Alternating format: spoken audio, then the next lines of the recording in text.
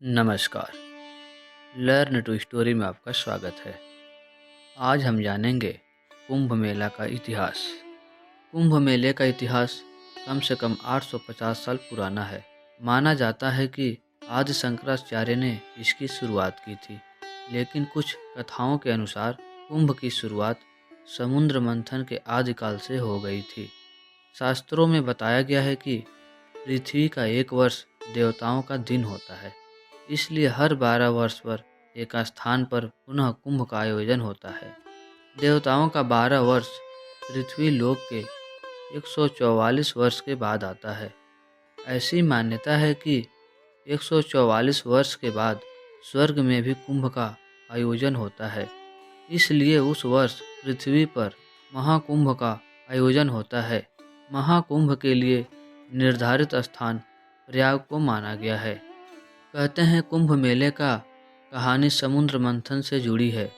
कहते हैं कि एक बार महर्षि दुर्वासा के श्राप के कारण जब इंद्र और देवता कमजोर पड़ गए, तब राक्षस ने देवताओं पर आक्रमण कर उन्हें परास्त कर दिया था।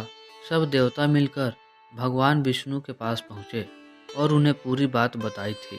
तब भगवान विष्णु ने देवताओं को दैत्य के साथ मिलकर क्षीर सागर का मंथन करके अमृत निकालने की सलाह दी। भगवान विष्णु के ऐसे कहने का संपूर्ण देवता राक्षसों के साथ संधि करके अमृत निकालने के प्रयास में लग गए। समुद्र मंथन से अमृत निकलते ही देवताओं के इशारे पर इंद्रपुत्र जयंत अमृत कलश को लेकर आकाश में उड़ गया। राक्षसों ने अमृत लाने के लिए जयंत का पीछा किया और कठिन परिश्रम के बाद उन्होंने बीच के रास्ते में ही जयंत को पकड़ा और अमृत कलश पर अधिकार जमाने के लिए देव और दानवों में 12 दिन तक भयंकर युद्ध होता रहा।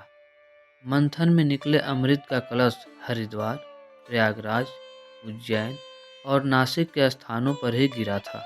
इसलिए इन 4 स्थानों पर ही कुंभ मेला हर 3 बरस बाद लगाया जाता है। 12 साल बाद यह मेला अपने पहले स्थान पर वापस पहुंचता है। यही कारण है कि कुंभ मेले को इन्हीं 4 स्थानों पर मनाया जाता है। कुंभ को 4 हिस्सों में बांटा गया है। जैसे अगर पहला कुंभ हरिद्वार में होता है तो ठीक उसके 3 साल बाद दूसरा कुंभ प्रयाग में, और फिर तीसरा कुंभ 3 साल बाद उज्जैन में, और 3 साल बाद चौथा कुंभ नासिक में होता है। नमस्कार।